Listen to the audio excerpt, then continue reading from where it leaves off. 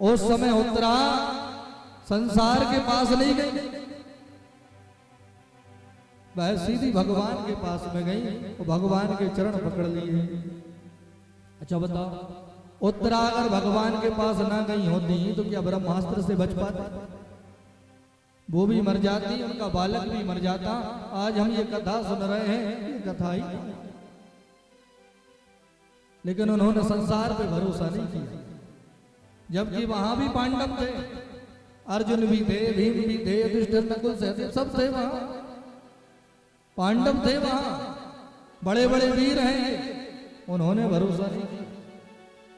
वह तो दौड़ी और सीधी कन्हैया के पास में गई और प्रभु के चरण पकड़ लिए। पाहि पाहि महायोगिनी देव देव जगतपते नान्यं तद्भयं पश्ये यत्र मृत्यो परस्परम। प्रभु मैं आपकी शरण में आई हूं, मेरी रक्षा करो। कन्हैया ने उठा दिया, बेटी तू रो रही है, तू रो रही है? अरे तू मेरे सामने खड़ी है, रोना बंद कर। किसी में हिम्मत नहीं है कि तुझे हाथ लगा दे। समझाते रहे कन्हैया। और दूसरा रूप प्रभु ने अंगूठे के बराबर बनाया, उत्तरा के गर्भ में प्रवेश कर गए, ब्रह्मास्त्र आया। लेकिन भगवान ने ऐसे सुरक्षा कवच का निर्माण किया कि वह ब्रह्मास्त्र भी तेजहीन होकर के लौट गया, तो गर्भस्थ पशु का कुछ भी नहीं बिगाड़ पाया। बोलो भक्त वत्सल भगवान की जय। जो संसार पे भरोसा करेगा उसे रोना पड़ेगा। द्रौपदी ने किया था तो रोना पड़ा था। और जब द्रौपदी ने भी भगवान पर भरोसा किया, संसार को त्याग करके, तो कैसी लीला की। साड़ी बन करके प्रकट हो गए कन्हैया और इतना विस्तार किया अपने शरीर का कि दुष्ट दुशासन खींचते खींचते पसीने से भीग गया, शरीर उसका थक गया, लेकिन द्रौपदी का कुछ ना बिगाड़ पाया।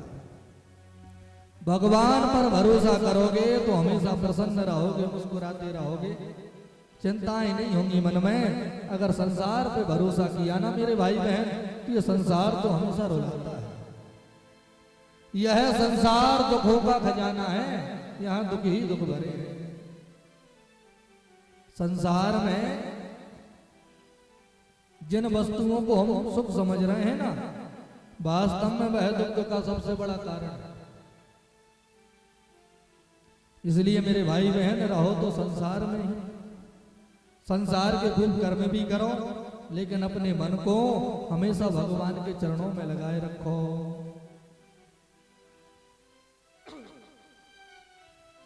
कर से कर में करहूं विधि नाना, मन राखूं यहाँ कृपा निधाना।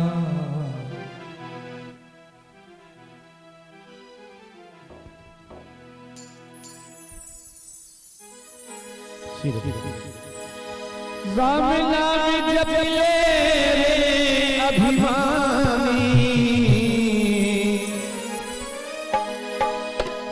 राम नाम जप ले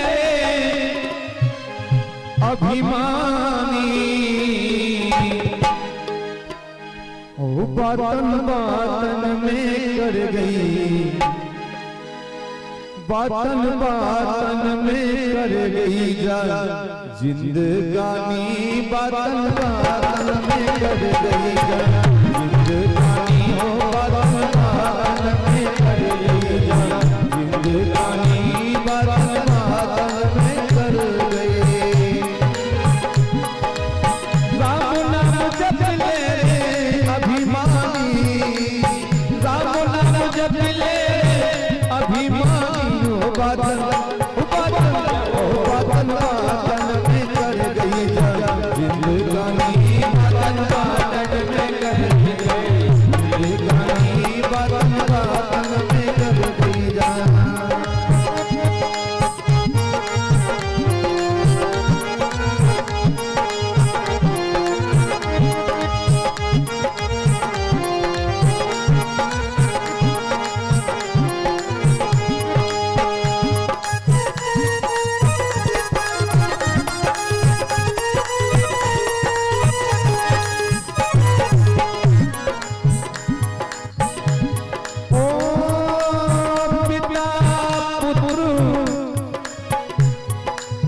पति अनुज झूठा सभी परिवार,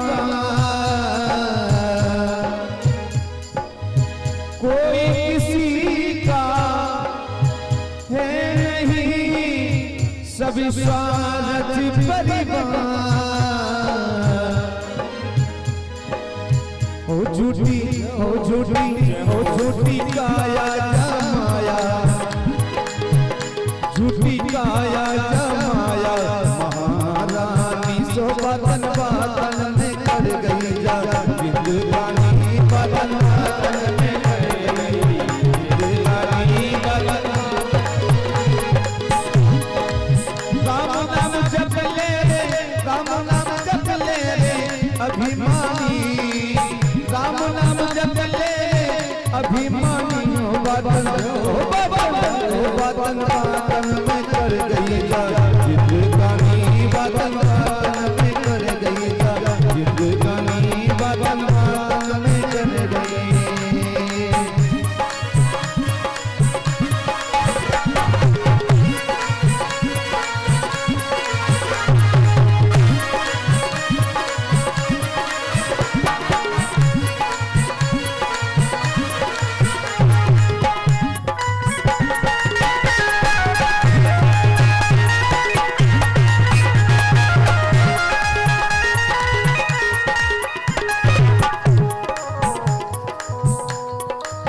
सबरी गढ़का गीत गजल के बड़ी ध्रुव बेला,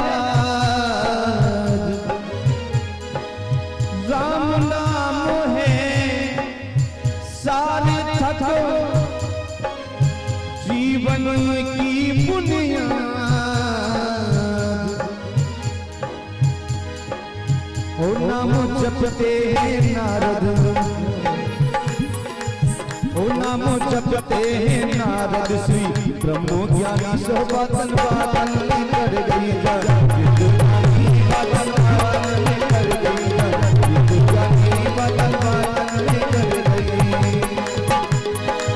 राम नाम जप ले, राम नाम जप ले अभिमानी, राम नाम जप ले अभिमानी, बातन बातन बातन बातन में कर गई जा, जिंदगानी बातन में कर गई जा, जिंदगानी बातन में कर गई जा, जिंदगानी बातन में कर गई जा, जिंदगानी वो बातन में कर गई,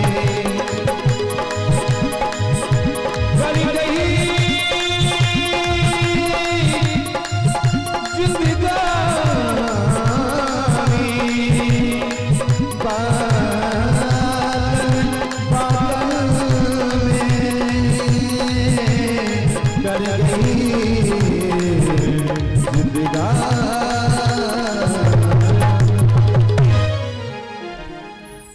बोलो भक्त वत्सल भगवान की जय हो। तो आइए अब हम प्रसंग में प्रवेश करेंगे। तो मेरे भाई बहन, महाभारत में जब सभी कौरव मारे गए, केवल दुर्योधन बचा, तो अश्वत्थामा गया इसके पास में। अश्वत्थामा ने कहा, मित्र तुम्हारी है दशा मुझसे देखी नहीं जा रही, मैंने तुम्हारा वह रूप देखा है कि जब गर्जना मात्र से ही बड़े बड़े वीर कांप जाते थे, और आज तुम यहाँ तड़प रहे हो मित्र, ये सब तुम्हारे ही कारण हुआ है। तुमने अपनी सेना का नायक ऐसे लोगों को बनाया तो लड़ तो तुम्हारी तरफ से रहे थे, लेकिन विजय सब पांडवों की चाहते थे, चाहे वह भीष्म पितामह हो, द्रोणाचार्य हो, कोई भी हो। अगर ये मौका मित्र तुमने मुझे दिया होता तो आज यहाँ तुम्हें तड़पना ना पड़ता। अब इसने कहा, जो हो गया सो हो गया, ये बता अभी मेरे लिए क्या करेगा, तुम क्या चाहते हो? बोले, मैं तो ये चाहता हूं कि मेरे मरने के पहले केवल एक पांडव मर जाए। अगर एक पांडव भी मेरे मरने के पहले मर गया मित्र, तो मुझे मरने का बिल्कुल दुख नहीं होगा। अब ये होते हैं महादुष्ट, जो मरते मरते भी दूसरे का बुरा ही सोचे। अरे अब तो मर रहे हो भैया, जीवन में जो किया सो किया, मरते मरते तो भगवान का नाम ले लो। लेकिन बहुत से लोग ऐसे होते हैं कि जीवन में तो सत्कर्म किए ही नहीं, मरते मरते भी इनका मन भगवान में नहीं लगता, दूसरे का बुरा ही सोचेंगे कि हम तो मर ही रहे हैं, ये और मर जाए। तो ऐसे ये दुर्योधन, अश्वत्थामा ने कहा बस इतनी सी बात, 5 पांडवों को मारूंगा, वचन देके चला गया। रात में छल के द्वारा पांडवों को मारने के लिए निकल पड़ा। लेकिन एक बात बताओ, जिसकी रखवाली भगवान कर रहे हो उनका कोई कुछ बिगाड़ सकता है? वहां तो द्वारकाधीश भगवान स्वयं ही थे, तो पांडवों का भला कैसे कोई कुछ बिगाड़ देते? भगवान तो इनको दूसरी जगह ले गए, बोले आज तुमने महाभारत जीता है भाई, आज तुम्हारी वजह हुई है, आओ कहीं उत्साह पूर्वक इस रात को मनाएंगे। बातों में उलझा करके ले गए कन्हैया। तो जिस जगह पे पांडव सोते थे, आज उस जगह पर द्रौपदी के 5 बेटा सो रहे हैं, जो बिल्कुल पांडवों के ही जैसे हैं, कद काटी नाक नक्शा सब पांडवों के जैसा। तो अश्वत्थामा द्रौपदी पुत्रों को ही पांडव समझ बैठा। रात्रि के अंधकार में इन बालकों के ही सिरों को इसने काट दिया, पोटली में बांध करके दुर्योधन के पास में ले गया। देखो देखो मित्र, अभी सुबह नहीं हुई, मैंने अपना वचन पूरा कर दिया, 5 पांडवों को मार के आया हूं। दुर्योधन ने कहा मैं कैसे मानूं, जिनको तुम्हारे पिताजी पूरे युद्ध में ना मार सके हो, उनको तुमने एक रात में मार दिया और एक साथ मार दिया, कैसे भरोसा करूं? अश्वत्थामा बोला मैं जानता था तू भरोसा नहीं करेगा, इसलिए सिर साथ में लेके आया, पोटली खोल करके दिखाने लगा। दुर्योधन ने जब उन पुत्रों के सिरों को देखा तो पल भर में जान गया कि ये पांडव नहीं है। भीम तो इतने बलशाली थे, तो भीम का इतना भारी सिर, एक व्यक्ति तो भीम का सिर उठा ही नहीं सकता था, ये 5 के सिर बांध लाया तो सख्त तो उसी समय हो गया। लेकिन जब उठा करके देखा तो पल भर में जान गया ये तो है ही नहीं पांडव। तो समझ गया कि ये द्रौपदी के बेटा है। तड़पने लगा दुर्योधन, वो कहा मित्र ये तुमने ठीक नहीं किया, मेरी दुश्मनी पांडवों से है, इन पुत्रों ने मेरा कुछ नहीं बिगाड़ा था। अरे हमारा वंश तो महाभारत में नष्ट ही हो चुका है, ये 5 बेटा ही हमारे वंश को आगे बढ़ाते हैं, तूने इन्हें भी मार दिया। इतना तड़पा दुर्योधन को उसके प्राण निकल गए और अश्वत्थामा जान गया कि अब मैं बचने वाला नहीं हूं, अब मुझे अर्जुन छोड़ेगा नहीं। तो प्राण बचाने के लिए भागने लगा। प्राता भाई और द्रौपदी को मालूम लगा कि किसी ने हमारे 5 बेटों को मारा है, तड़प रही है, रो रही है। जिस मां के 5 बेटा एक साथ मरे हैं, उस मां के हृदय में कितनी पीड़ा हो रही होगी, ये एक मां ही समझ सकती है, हम लोग अंदाजा लगा सकते हैं। द्रौपदी जोर जोर से रो रही है। गांव की सभी माताएं वहां बैठी हैं, कह रही हैं देखो तो द्रोणाचार्य जैसे ज्ञानी विद्वान का पुत्र अश्वत्थामा और ऐसे कर्म इसके, अच्छे कुल खानदान में जन्म मिला, बढ़िया माँ बाप मिले, अच्छे गुरु मिले, सुंदर ज्ञान मिला, लेकिन संग बिगड़ गया। संग इसका दुर्योधन के जैसे दुष्टों के साथ में हो गया तो अश्वत्थामा भी बिगड़ गया। मेरे भाई बहन, हम कितने भी ऊंचे कुल खानदान में जन्मे हों, माँ बाप ने हमें कितने भी सुंदर संस्कार दिए हों, अगर हमने दुष्टों का संग कर लिया तो यह तुम्हें उनके ही जैसा बना लेंगे। शराबियों के संग रहोगे तो तुम भी शराब पीने लगोगे, जुआ खेलने वालों के संग बैठोगे तो तुम भी जुआ खेलोगे, चोरी करने वालों का संग करोगे तो तुम्हें भी चोरी सिखा देंगे, महात्माओं के संग रहोगे तो वो राम राम रटना सिखाएंगे, और दुष्टों के संग रहोगे तो वो तुम्हें शराब पीना सिखाएंगे, जुआ खेलना सिखाएंगे। अब तय तुम्हें करना है कि संग किसका करना। लेकिन संसार की एक बड़ी विडंबना, बेटा शराब पिए तो माँ बाप को उतना दुख नहीं होगा। अब आजकल कई कई जगह हमने माता पिता से कहा भी कि देखो आपके इतने छोटे ये बच्चे गलत रास्ते पे जा रहे हैं, शराब पी रहे हैं। उन्होंने कहा महाराज जी अब आजकल तो सब पी रहे हैं, बता। तो बेटा शराब पिए तो माँ बाप को उतना दुख नहीं होगा, बेटा जुआ खेला है तो भी दुख नहीं होगा। लेकिन बेटा अगर तिलक लगाने लगे, चोटी रख ले, मंदिर जाने लगे, महात्माओं की सेवा करने लगे तो माता पिता दुखी हो जाते हैं। ऐसा ना हो कि ये भी बाबा जी बन जाए, कहीं घर छोड़ के ना चला जाए। देखो तो संतों के पास बैठ रहा है, उनके जैसा बाबा ना बन जाए। या वैसे माता पिता होंगे तो बच्चे कैसे कैसे होंगे। शराब पीने से नहीं रोक रहे हैं, जुआ खेलने से नहीं रोक रहे हैं, मंदिर जाने से रोक रहे हैं, महात्माओं के पास जाने से रोक रहे हैं। ये संसार की स्थिति। मेरे भाई बहन, संग बड़े सुधार करके करना। संग बिगड़ जाता है तो जीवन बिगड़ते देर नहीं लगता। द्रौपदी के पास में अर्जुन आए, उन्होंने प्रतिज्ञा ली कि जिस अश्वत्थामा ने ये पाप किया है, बालकों की हत्या की है, हम उसे नहीं छोड़े। गांडीव धनुष हाथ में लिया, रथ में बैठ करके अर्जुन अश्वत्थामा को पकड़ने जा रहे हैं और द्वारकाधीश प्रभु अर्जुन के रथ के घोड़े दौड़ा रहे हैं। और उसी दिशा में घोड़े दौड़ रहे हैं जिस दिशा में ये अश्वत्थामा भाग रहा था। पल भर में ही दिखाई पड़ने लगा। इसने प्राण बचाने के लिए, अर्जुन को मारने के लिए ब्रह्मास्त्र का प्रयोग किया। अर्जुन घबराए, प्रभु इस दुष्ट ने अकारण ही ब्रह्मास्त्र चला दिया। भाई ब्रह्मास्त्र है, कोई साधारण अस्त्र नहीं है, सबसे बड़ा अस्त्र है ब्रह्मास्त्र। तो इसको चलाने के नियम भी है कि वैसी परिस्थितियां हो तो ही ब्रह्मास्त्र चला। ऐसे समझ नहीं आए। देखो इतने देश हैं, अधिकतर देशों के पास में परमाणु हथियार हैं कि नहीं? लेकिन परमाणु हथियार है तो, लेकिन हर समय थोड़ी उनका प्रयोग कर सकते हो। जब ऐसी परिस्थिति हो तो ही उनका प्रयोग होता है। तो ब्रह्मास्त्र भी बहुत बड़ा परमाणु है, इसे ऐसे ही थोड़ी चला सकते हैं। लेकिन दुष्टों को नियमों से कोई लेना देना नहीं होता, इसने तो चला दिया।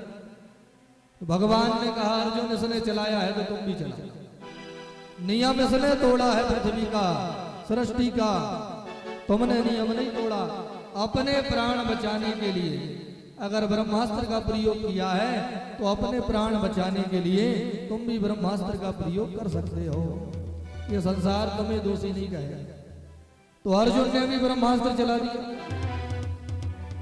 महात्माओं ने हाथ जोड़ के कहा भैया अगर दोनों ब्रह्मास्त्र टकरा गए ना तो अभी प्रलय हो जाएगी संसार में। प्रार्थना की गई।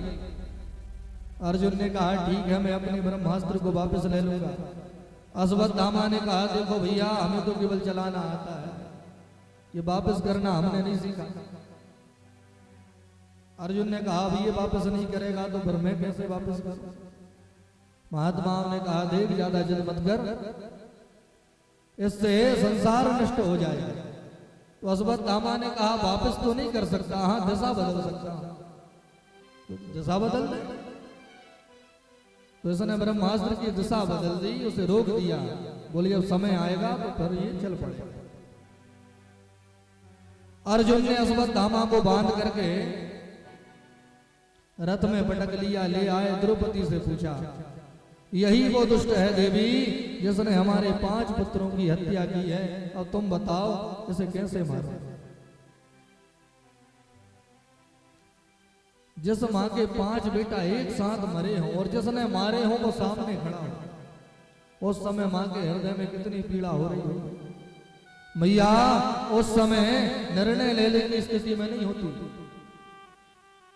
लेकिन ऐसी विकट परिस्थिति में भी आप द्रौपदी का धैर्य देखो। कह रही है ये किसे पकड़ लाए? अरे आपके गुरुजी का बेटा है। वह गुरु जिन्होंने जो ज्ञान अपने पुत्र को नहीं दिया वो ज्ञान तुम्हें दिया, ऐसे गुरु पुत्र की हत्या करो। आपके गुरुजी तो पहले ही युद्ध में प्राण त्याग चुके, घर में केवल गुरु माता है, और आज अगर ये मर गया तो वो भी जिंदा नहीं रहे। पुत्र पीड़ा में आपकी गुरु माता भी मर जाएंगी, तो गुरु माता के मरने का दोष भी आपको लगेगा। अश्वत्थामा ब्राह्मण है प्रभु, ऐसे मारोगे तो तुम्हें ब्रह्म हत्या लग जाएगी, मत मारो, छोड़ दो। सभी कह रहे हैं मारो। युधिष्ठिर जी ने कहा देखो भैया, शास्त्रों का जो नियम है वो करो, कुछ उल्टा सीधा मत कर बैठना। भीम ने कहा अर्जुन अगर तूने अश्वत्थामा को नहीं मारा तो उसे मैं मार डालूंगा। नकुल सहदेव भी कह रहे हैं मारो, अकेली द्रौपदी कह रही है कि मत मारो। पास में ही कन्हैया खड़े थे, सभी मिलकर के उन्हीं के पास में गए, प्रभु आप ही बताओ कि हम अश्वत्थामा का क्या करें। भगवान ने कहा देखो ये ब्राह्मण है, वो शास्त्रों में लिखा है ब्रह्म बंधुर्नाहंतव्यम आतताई बधारणवा मयि वो भयमाम नाना परिपायन शासनम। ब्राह्मण अगर समस्त गुणों से हीन भी हो तो भी उसकी हत्या नहीं करनी चाहिए, इससे ब्रह्म हत्या लग जाती है, जिसका निवारण तुम्हारे बस में नहीं है अर्जुन। लेकिन ये आताताई भी है, इसने तुम्हारे पुत्रों को मारा है, तो शास्त्र कह रहे हैं आताताई बधारने वा, बोले आताताइयों को मारने का कोई दोष नहीं लगता। आताताई कौन होते हैं? जो निरपराध लोगों की हत्या करें, जो निरपराध जीवों को भी मारे, जो निर्बलों को सताएं, कष्ट दें, उन्हें आताताई कहा जाता है। और ऐसे लोगों को मारने का कोई पाप नहीं होता, तो मार डालो, लेकिन ब्राह्मण है तो छोड़ दो। अर्जुन ने कहा प्रभु मारना है कि छोड़ना है, कोई एक बात बता दो। तो भगवान ने कहा अर्जुन, जो ऊंचे कुल खानदान के लोग होते हैं, जिनकी समाज में प्रतिष्ठा होती है, सम्मान होता है, जिनका सब आदर करते हैं, ऐसे लोगों से अगर कोई अपराध हो जाए ना, वो भरी सभा में उनका अपमान भी कर दिया जाए तो भी वो मरे हुए के ही बराबर हो जाते हैं। कोई भी सम्मानित व्यक्ति अपना अपमान बर्दाश्त नहीं कर पाता, वो तो खुद ही मर जाता है। तो उसका अपमान करके इसे भगाओ, जिससे तुम्हारी भी प्रतिज्ञा पूरी हो और तुम्हें ब्रह्म हत्या भी ना लगे। तो भरी सभा में अश्वत्थामा के माथे की मणि को निकाल दिया, धक्के मार मार करके अश्वत्थामा को अपमानित करके अर्जुन ने भगाया। तो अश्वत्थामा क्रोध में भर गया, आज जिस अर्जुन ने मेरा अपमान किया है मैं उसके वंश का नाश कर दूंगा। तो ब्रह्मास्त्र का मुंह इसने उत्तरा की ओर कर दिया। उत्तरा घबरा रही है, दौड़ रही है, जाकर के कन्हैया से प्रार्थना की। तो भगवान ने गर्भ में जाकर के गदा घुमा करके गर्भस्थ शिशु की सहायता की। ब्रह्मास्त्र तेजहीन होकर के लौट गया, लेकिन उत्तरा का तो गर्भ के बालक का कुछ भी नहीं बिगाड़ पाया। बोलिए राधे राधे। उसके बाद में भगवान भीष्म पितामह पर कृपा करने के लिए, दर्शन देने के लिए पितामह भीष्म के पास में गए, जो कई दिनों से बाणों की सैया पर पड़े हैं। प्राण इसलिए नहीं त्यागे कि मन था कि कन्हैया को देख करके प्राण त्यागेंगे। तो भीष्म पितामह ने पहले तो पांडवों को राजधर्म की शिक्षा दी, उसके बाद में कन्हैया से कहा प्रभु आप हमेशा अपने भक्तों पर कितनी कृपा करते हो। ये भक्ति ही है जो आपको भूल जाते हैं, लेकिन आप कभी अपने भक्तों को नहीं भूलते हो।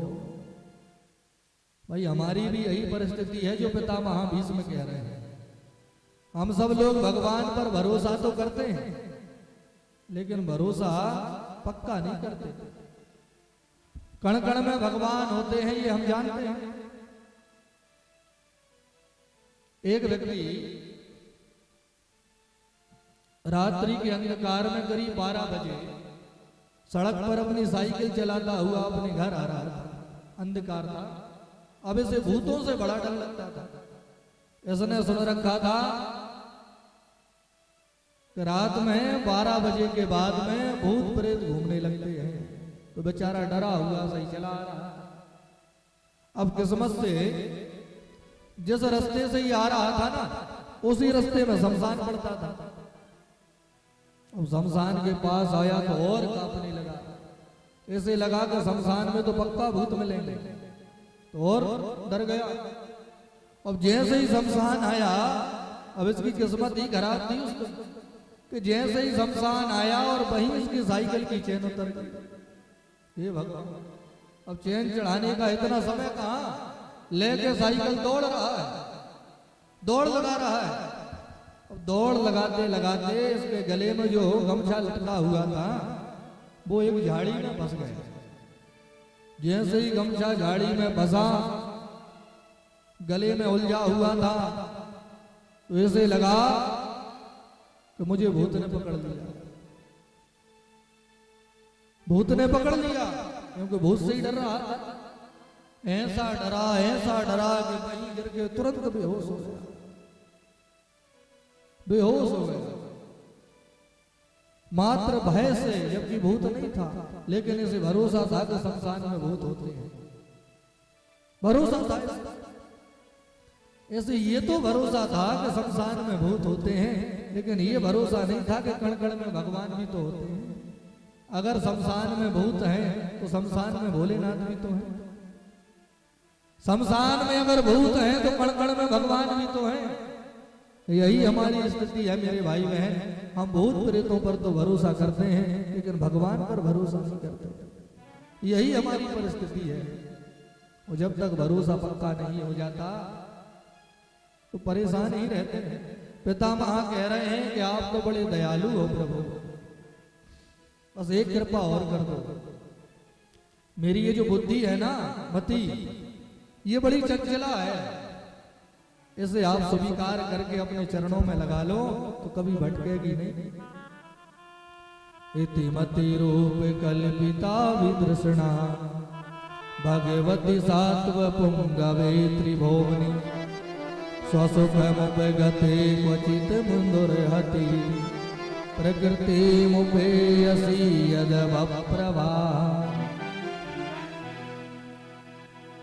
कन्हैया ने कहा, पितामह आपको इच्छा मृत्यु का वरदान मिला, चाहो तो अभी 100 वर्ष और जिंदा रह सकते हो, और जो कष्ट तुम्हें हो रहा है वह कष्ट में 2 मिनट में दूर कर दूंगा। बोलो जिंदा रहना है। पितामह ने कहा, प्रभु जीवन तो मैंने खूब जी लिया, सैकड़ों वर्षों से संसार में हूं, खूब जीवन जिया। जीवन जीने के मुझे कई मौके मिले, लेकिन मरने का इससे सुंदर मौका फिर मिलने वाला नहीं है। जीव क्या चाहता है कि जब यहां से जाएं तो उनका नाम निकल जाए। जिनका नाम निकालने के लिए हम परेशान रहते हैं, वो मेरे सामने साक्षात खड़े हैं।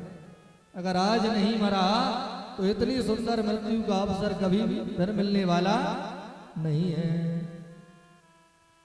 देहांत काले तुम सामने हो, बंसी बजाते मन को रिझाते, यही गीत गाकर मैं तननाथ त्यागूं, गोविंद दामोदर माधवेति।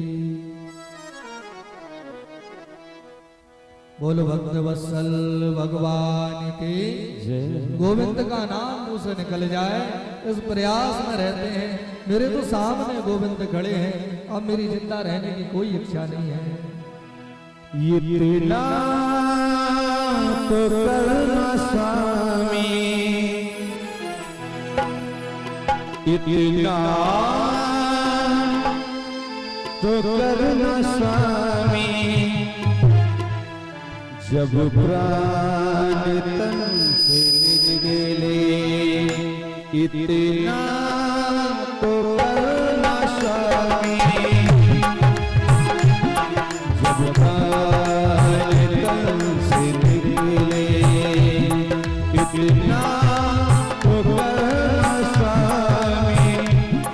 जब प्राण तन से निकले।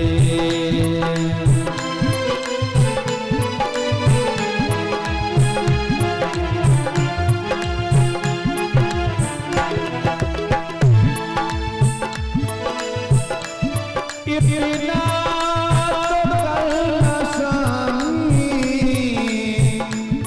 जब प्राण तन से निकले।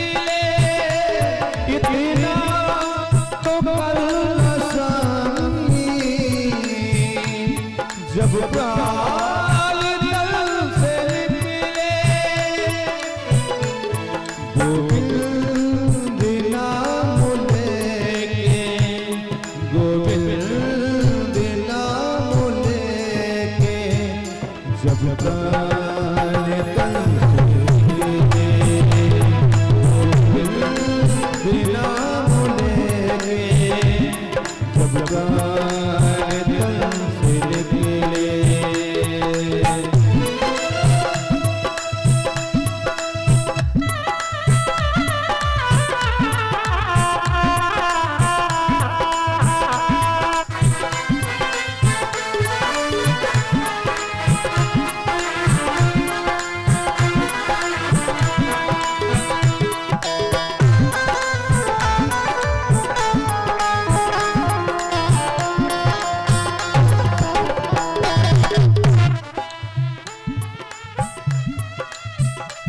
श्री गंगा जी का तट हो,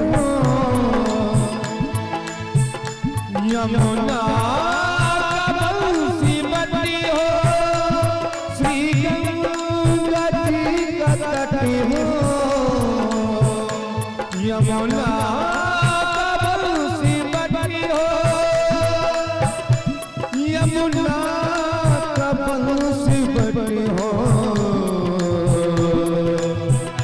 मेरा सांवरा निकट हो, मेरा सांवरा निकट हो जब प्राण तन से निकले।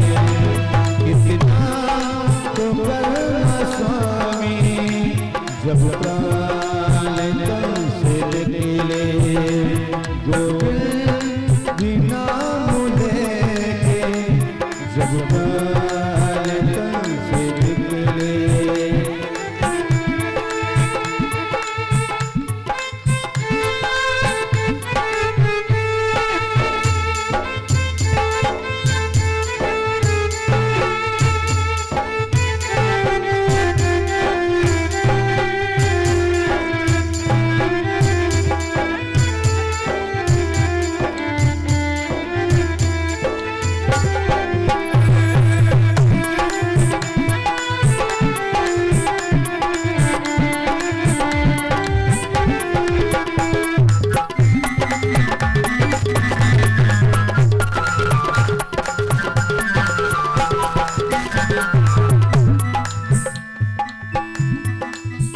श्री वृंदावन का बट हो, मेरे मुख में तुलसी दली हो। श्री वृंदावन का तट हो, मेरे मुख में तुलसी दल हो। मेरे मुख में तुलसी दल हो।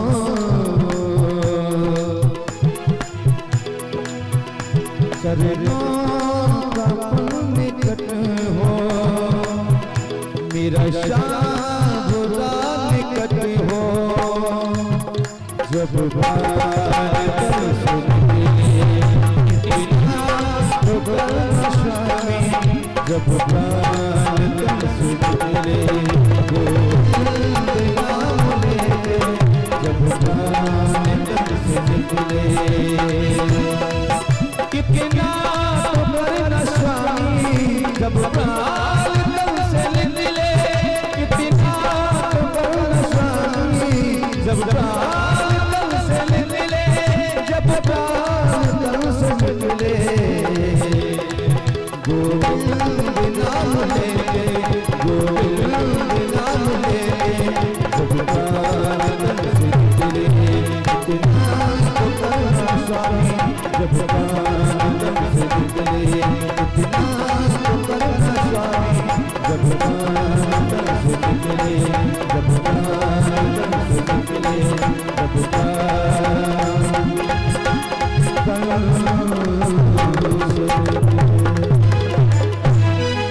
बोलो भक्त वत्सल भगवान की जय हो। पितामह ने कन्हैया को देखते देखते ही अपने प्राणों का त्याग कर दिया। उनके शरीर से एक दिव्य ज्वाला प्रकट भई तो सभी ओर घूमती हुई कन्हैया में ही समा गई। पांडवों ने सभी क्रियाओं को संपन्न किया। जिस बालक की रक्षा प्रभु ने गर्भ में जाकर के की, सुंदर समय आया तो उस बालक का जन्म हुआ और इसी बालक का नाम परीक्षित रखा गया। बोल परीक्षित महाराज की जय हो। भगवान की एक लीला, प्रभु ने विचार किया कि अब हमारा जाने का समय आ रहा है, क्योंकि अब कलयुग आने वाला है और जब तक कन्हैया रहते तो कलयुग में हिम्मत नहीं थी कि वो आ जाता, तो किसी प्रकार की अब व्यवस्था ना हो। तो प्रभु ने विचार किया कि अब हमें यहाँ से चलना चाहिए, लेकिन फिर विचार किया अगर हम चले गए तो कहीं हमारे बेटों को अभिमान ना आ जाए कि हम भगवान के बेटा हैं। तो हम जो भूमि का भार मिटाने आए थे, कहीं हमारा परिवार ही भूमि पर भार ना बन जाए। प्रभु ने कहा हम तो जा ही रहे हैं, सबको संग लेके जाएंगे। तो संतों से यदुवंशियों को श्राप दिलवा दिया, वापस में ही लड़ झगड़ करके ये नष्ट होने लगे। भगवान भी एक बहेलिये को माध्यम बना करके अपने गोलोक धाम को गमन कर गए। बोलिए राधे राधे। पांडवों को समाचार मिला, कन्हैया के वियोग में रोते हुए पांडवों ने परीक्षित को राजा बना दिया। घर छोड़ करके सब हिमालय के लिए निकल गए। सबने अपने अपने कर्म अनुसार भगवत प्राप्ति की। युधिष्ठिर जी महाराज ही अकेले ऐसा शरीर पहुंच पाए, बाकी सबका शरीर तो गलता गया, इनकी आत्मा ही भगवान तक पहुंची। छोटी सी उम्र में परीक्षित राजा बन गए।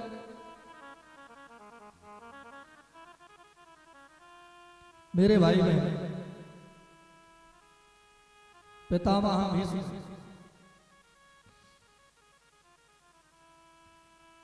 बाणों की सैया पर उन्होंने इतना कष्ट भोगा।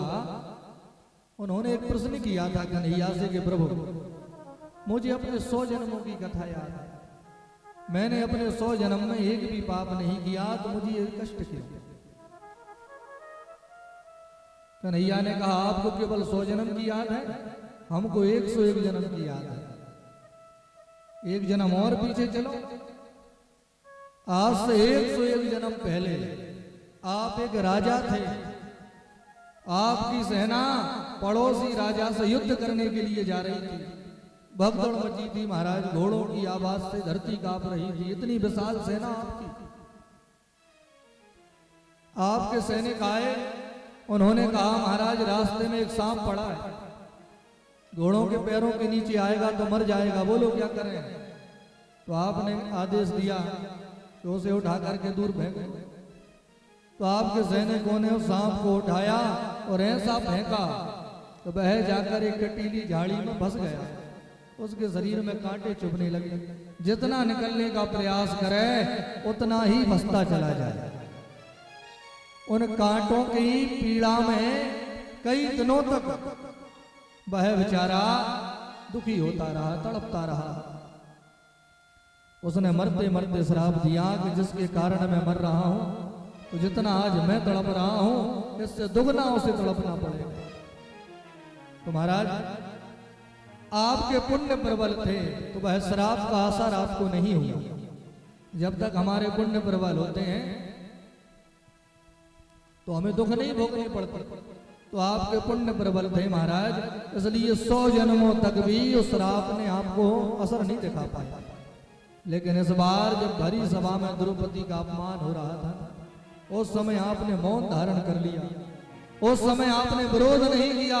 उसी दिन आपके पूरे पुण्य समाप्त हो गए, पूरे पुण्य चले गए।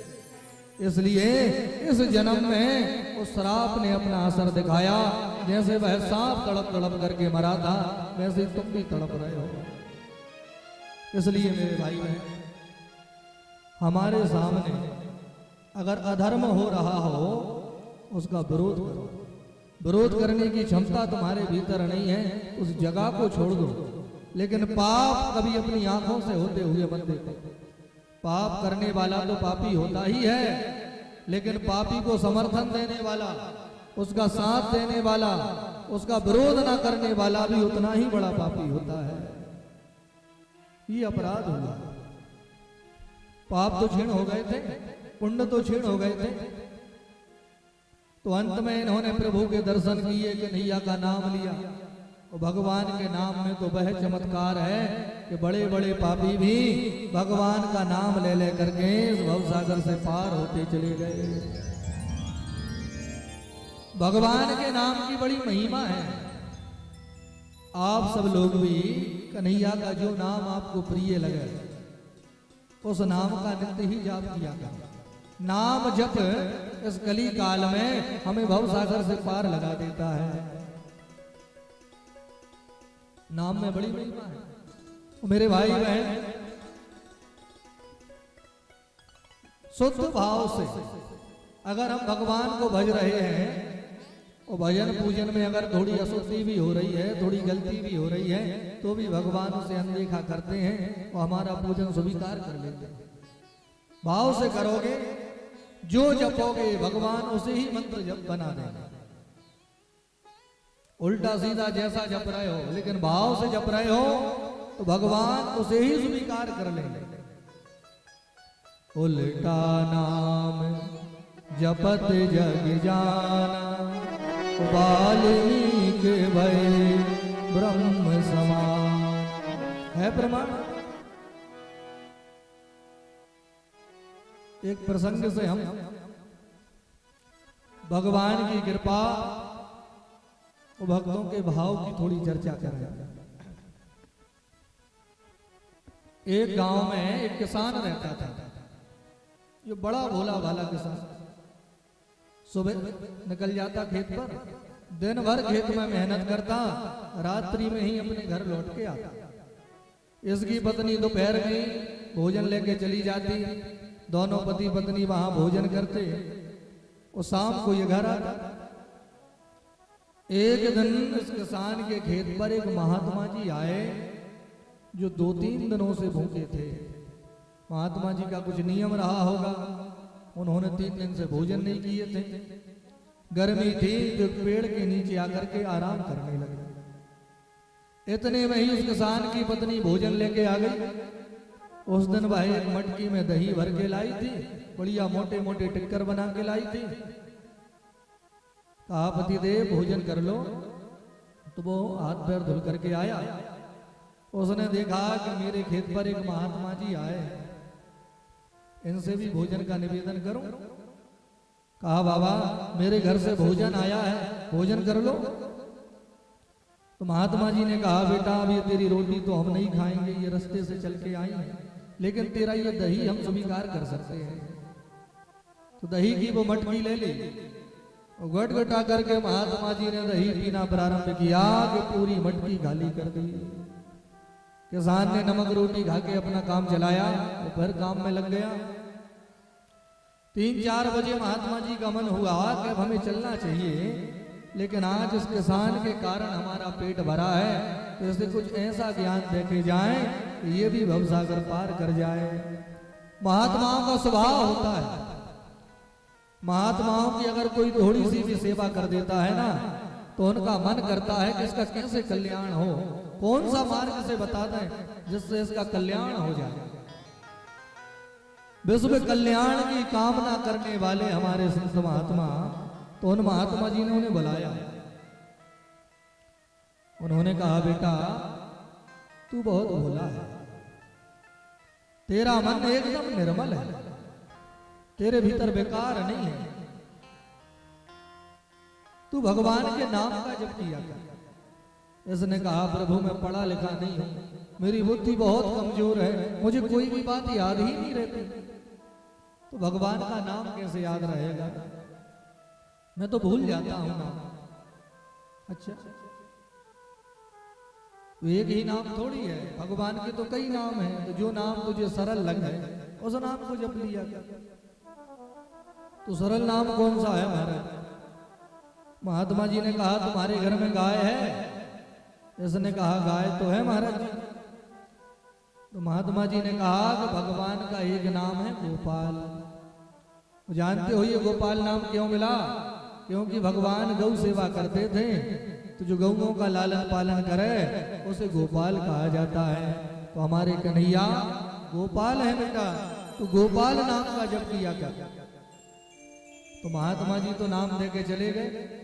अब है बेचारा बड़ी चिंता फिकर से, जितना समय बचा था सूर्यास्त होने में, खूब उस गोपाल गोपाल का जाप कर रहा है। गोपाल गोपाल गोपाल गोपाल गोपाल। और गोपाल गोपाल जपते हुए ही अपने घर आ गया। घर में आया, हाथ पैर धुले और बैठ गया। पत्नी ने भोजन की थाली लगा दी, महाराज भोजन कर लो। इसने कहा भोजन करूंगा तो नाम भूल जाऊंगा, नाम भूल जाऊंगा, मेरी बुद्धि कमजोर है। ये तो समस्या है। ऐसा करो ये नाम मुझे दे दे।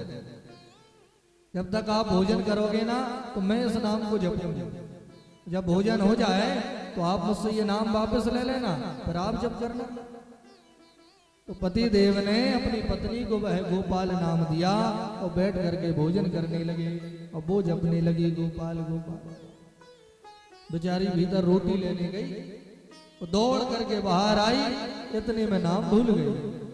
अब ये भी कमजोर बुद्धि की थी, इसकी भी याददाश्त थोड़ी कमजोर थी। अब बेटी बेटी विचार कर रही है, अभी पति देव भोजन कर लेंगे तो हमसे वह नाम पूछेंगे, तो मैं क्या नाम बताऊंगी, मुझे याद ही नहीं आ रहा। खूब उसने दिमाग पर जोर लगाया, लेकिन नाम से याद नहीं आया। पति देव ने हाथ धुले, अब हमारा वह नाम हमें दे दो, हम जब करेंगे। तो बेचारी घबरा गई, क्या नाम बताऊं? तो गोपाल नाम तो याद नहीं आया, गोपाल की जगह उसे गप्पू नाम याद आ गया। बोले आपने हमें गप्पू नाम बताया था। और पति देव गप्पू गप्पू गप्पू गप्पू खूब जाप कर रहे। लक्ष्मी नारायण भगवान बैकुंठ से देख रहे हैं, किसान खेत में हल चला रहा है और ये गप्पू गप्पू नाम का जाप कर रहा है। लक्ष्मी मैया ने प्रभु से कहा कि ये गप्पू नाम किसका है महाराज? भगवान ने कहा किसका है? अरे ये गप्पू नाम हमारा है, आपका है। अरे हमने तो विष्णु सहस्त्र नाम पढ़ा, गोपाल सहस्त्र नाम पढ़ा, लेकिन आपका ये गप्पू नाम तो हमें कहीं दिखाई नहीं पड़ा। आपका कैसे हो गया? तुम्हें भरोसा नहीं है देवी? तो किसान से जाके पूछ लो, वो खुद बता देगा कि ये गप्पू नाम किसका है। हाँ ये बात ठीक है। तो लक्ष्मी मैया एक व्रत नारी का वेश बना करके, बूढ़ी मैया बन के किसान के खेत पर आ गई। उससे कहा बेटा, अरे ये तो किसके नाम का जप कर रहा है? तो किसान ने कोई उत्तर नहीं दिया। बोले इनसे बात करूंगा तो अभी नाम भूल जाऊंगा। उसने बात ही नहीं की। तो मैया ने फिर से कहा, अरे बताता क्यों नहीं? क्या बिगड़ जाएगा तेरा, बता देगा तो। ये किसका नाम है गप्पू? अब किसान को क्रोध आने लगा, अरे भाई जब हम नहीं बोल रहे हैं तो आगे बढ़ो, अब हम इनसे बात करेंगे तो इनाम भूल जाएंगे। अब ये तो मान ही नहीं रही है। और मैया को भी क्रोध आने लगा कि कैसा अभिमानी है, हम बार बार पूछ रहे हैं ये बता ही नहीं रहा। तो मैया ने भी थोड़ा क्रोध करके जोर से पूछा, अरे क्यों नहीं बताता, किसका नाम है ये गप्पू? क्रोध में भरे हुए किसान ने कहा, तेरे कसम का नाम है गप्पू, इतनी देर हो गई है। ऐसा क्रोध किया किसान ने कि वो भागी मैया वहां से सीधी बैकुंठ आई। प्रभु से हाथ जोड़ के कहा, प्रभु आप बिल्कुल सत्य कह रहे थे, वो तो आपका ही जाप कर रहा है। और देखो भक्ति के प्रभाव से हम देश बदल के गई, लेकिन वो पहचान गया। और हमने कहा किसका नाम ले रहे हो? तो कहने लगा तेरे कसम का नाम ले रहे हो। प्रभु ने कहा आपको भरोसा हो गया? तो हाथ जोड़ के मैया ने कहा, प्रभु बस इतना बता दो, आपका ये गप्पू नाम पड़ा कैसे? अच्छा, भगवान तो भक्त की बात सिद्ध करने के लिए हमेशा लगे रहते हैं, वो तो कुशल हैं बात बनाने में। तो प्रभु ने कहा कि जब हम द्वापर में कृष्ण अवतार लेके आए थे तो हमारी मैया हमको गोद में लेटा करके छोटे छोटे माखन के गोला खिला रही थी, और हम सब गटक रहे थे। अब हमको भूख लगी थी, मैया छोटे छोटे गोला खिला रही थी, हमने एक बड़ा सा माखन का गोला बनाया और मैया की ही आंखों के सामने उस गोले को हमने मुंह में रखा और गप कर गए, गटक गए। तो मैया ने हंसते हुए कहा, ये तो हमारे गप्पू गोपाल हैं, कुछ भी गटक जाते हैं। तो उस दिन से हमारा यह गप्पू नाम पड़ गया, ये जसोदा मैया ने हमें नाम दिया है। बोल गोपाल भगवान की जय। तो कहने का भाव ये है कि श्रद्धा से, मन से, भाव से आप जो जप रहे हो उसे भी भगवान स्वीकार कर लेते हैं। गोपाल जो जप रहा है वो भी स्वीकार है, लेकिन जो गप्पू जप रहा है उस पर भी कृपा हो रही है। क्यों? अरे नाम तो सब उन्हीं के हैं, तुम्हारा बस भाव श्रेष्ठ होना चाहिए। भाव जिसका श्रेष्ठ हो गया उसके मुंह से जो निकल गया भगवान उसे ही मंत्र बना देते हैं। बोलिए राधे राधे। तो हमको भरोसा है कि आप लोग मन से ही भगवान की कथा को सुन रहे हैं, क्योंकि जो कथा मन से सुनी जाती है वही कथा हमारे जीवन में कल्याण करती है। तो मन से सुन रहे हैं, आप सभी को देख के लग रहा है कि सब मन से ही सुन रहे हैं। तो ये बड़ी सुंदर बात है मेरे भाई बहन। 7 दिन पहले आप लोग कथा सुन चुके हो, ये द्वितीय कथा कल से प्रारंभ हुई है। आज इस कथा का दूसरा दिन संपन्नता की ओर बढ़ रहा है, लेकिन उसके बाद भी आप लोग इतनी संख्या में यहाँ विराजे हो और इतनी देर से इतने भाव से भगवान की सुंदर कथा को सुन रहे हो। सच्ची बताएं तो आपको देख देख कर ही हमें बड़ी प्रसन्नता हो रही है कि लोग एक कथा में एक दिन सुनने कथा नहीं आती, और यहाँ तो ये दूसरी कथा हो रही है, लेकिन उसके बाद भी आप लोग इतने भाव से भगवान की कथा को सुन रहे हो। ठाकुर जी ऐसे ही सुंदर मनोभाव आपके हमेशा बनाए रखें, और अगर आपका मन उनके चरणों में लगा रहेगा तो उनकी कृपा भी हमेशा आपके ऊपर बनी रहेगी, और ऐसे सुंदर सुंदर आयोजनों में आपको जाने का भगवान न्योता भेजते रहेंगे। बोलिए राधे राधे।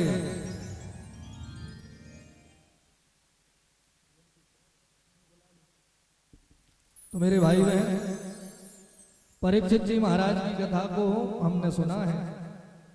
परीक्षित जी राज ऋषि हैं, धर्मात्मा हैं, ये संतों की सेवा करते हैं, महात्माओं की सेवा करते हैं, महात्माओं के चरण दबाते हैं, आश्रमों की सफाई करते हैं, महात्माओं की जूठी पत्तल तक उठाते हैं। ऐसे सुंदर भाव परीक्षित जी महाराज के। लेकिन इनको 7 दिन में मरने का श्राप क्यों लगा? क्योंकि